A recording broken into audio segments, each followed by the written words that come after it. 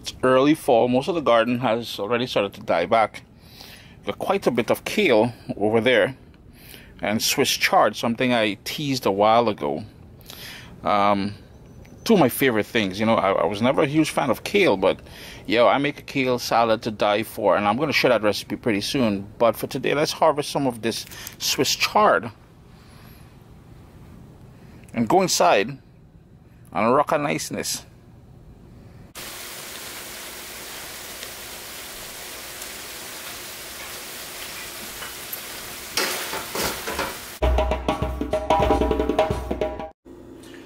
Swiss chard, as with spinach, as with dashing bush bhaji, as with Jamaican callaloo, or we call it chorai bhaji, any sort of greens. Yo, I just love this stuff, and that's why it's always in my garden. It's great in the fall. The more cool it is, the better the plants do. You can see how big they are. And I've got 3 different varieties. I got the green, the yellow, and the red. They all taste the same. There's no real difference in flavor and taste and stuff like that. What we do got to pay attention to is, see all that dirt there? You gotta really wash this thing. So I'm gonna give it 3 washes. I'm gonna wash it now. I'm gonna give it a chop in the center, just to break it down easier to wash in the sink, because it's bigger than my sink. And then after I chop it up, I'm gonna wash it again. I'm gonna get rid of all that dirt and sand and stuff like that. And in the process in doing that, any sort of tarnished leaves, like if there's any rotten spots, I don't have one here, an example to show you, but we need to trim it down as well too, and put that part in the rubbish. We will be using the stems and the leaves at the same time. If you cannot source Swiss chard, pak choy or bok choy will work just as great in this recipe. You see, I chopped it up into pieces, so the stems are here, the leaves are here, and that's just to make it easier for me to wash it, because I need to wash it individually. And as I wash it, I'm going to use my hands to kind of brush down the leaves, but there's a lot of creases. They're nice and clean. That's going to go on the side, and I'm going to continue doing that.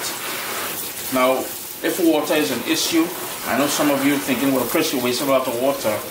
You can fill your sink with water and just shake it, raise, shake, and all that sand will settle to the bottom, all that dirt. So that's another option as well. Everything is nice and washed. I'm just going to trim off the ends like that. That's going to go into the rubbish. And the big thick ones, and we're going to do the stems first. Just going to cut down the center. Give it a chop like so. Bring it all together.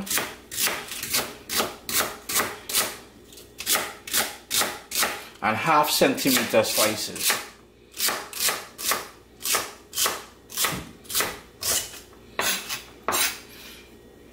I'm gonna, while I'm chopping it up, what I'm gonna do is keep the stems separate from the leaves, because when we first start cooking, I want to go in with the stems first, because they're a bit more tough than the leaves.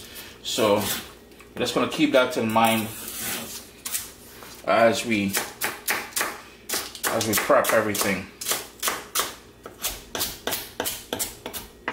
Now, as far as the leaves are concerned, all I would recommend doing is giving them a cut down the center, and like so.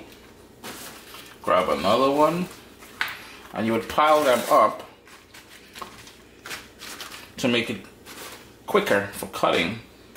But I'll just quickly show you. You can pile as much as you want. And then after you pile it, give it a little roll, like you're in Havana, Cuba, and you're doing a little cigar. And you would give him a little, same idea, 1/2 centimeter chop. I've got 1 pound of medium shrimp. They've already been peeled, deveined, and washed. We're gonna hit that with some sea salt. We'll add more salt later on when we cook in the dish. And all we're doing is giving this a quick little season. So we got black pepper. I like adding a little olive oil in there. We've got some Caribbean green seasoning. And if you head over to CaribbeanPot.com, the full recipe as well as an explanation of what it is and how we use it, it's all there. And finally, some curry powder. I'm going to give that a quick stir. And that is pretty much good. You don't need to marinate this overnight or for an hour or anything. If you wanted, and I should have done, is to season it as we just did there, and then get to preparing the Swiss chard as we did, so it would have a little 20 minutes, little soaking and all that niceness there. And Caribbean green seasoning, if you don't know, is just a blend or a puree of all the herbs like thyme, scallion, what else is in there? Shadow benny, cilantro, or parsley, all those different things. I've got plus garlic, tons of garlic in there, and seasoning peppers as well.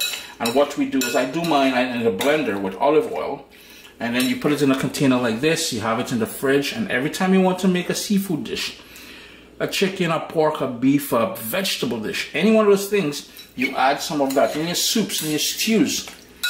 I'm telling you, man, head over to CaribbeanPot.com for that recipe. Nice warm pot, nice and wide, on a medium flame. It is warm, and since we have the olive oil directly to the shrimp, I'm just going to give this about a minute and a half. Let's keep moving it around. The whole idea is not to overcook the shrimp, but to flavor the pot with that niceness from the ocean there, with that green seasoning. Notice what's going on there, right? Yeah.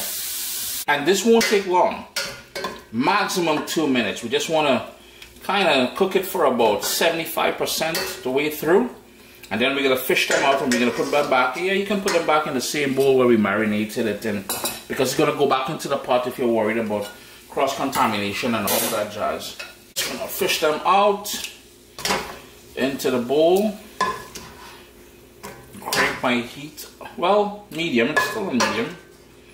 So we don't need to do anything, but we do need to add some more olive oil in there. A couple tablespoons of olive oil. If you have coconut oil, unfortunately the coconut oil in my cupboard went missing. Grow legs disappeared. So alas, Uncle Chris have no coconut oil. But coconut oil will be much better, trust me on that. The oil is nice and hot. And we got tons of flavor there. So besides the green seasoning, we also got that hint of curry powder that we added. I'm going in with some diced garlic. And we want a nice whack of that. 3 large cloves of garlic. And ladies and gentlemen, besides the chard that we started the program today, this garlic is out of my garden as well. If you watch my gardening videos, you'll see when I harvested that. And I'm telling you, homegrown garlic, man, the flavor is just incredible. So we're just moving that around. If you wanted to put an onion in here all diced up, you can certainly do that. I'm going to put some of my friend here. Give him a little rinsey rinse. And that is Caribbean Sunshine, or as you may know it, Scotch bonnet pepper. I did not go down into the belly of the beast. That is where the heat is. Down, let's pull this out and I'll show you. Yeah, go in there, why not? The seeds and the white membrane surrounding the seeds, that's where most of that heat is going to be. We are avoiding that at this point because, yeah, if you want it spicy, you can toss that in. Remember, wash your hands with soap and water.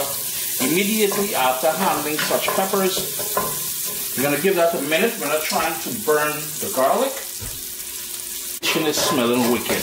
I haven't used wicked in a while. And if you guys know me from old school days, you'll know Uncle Chris was known as the Wicked Chef. Yes! So now, here is where we're going to go in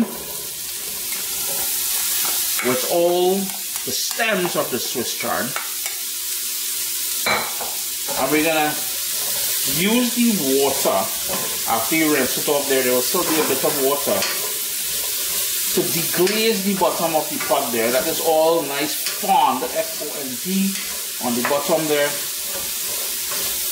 And we're trying to maximize the use of all that flavor. So I'm going to turn my heat up now to medium high.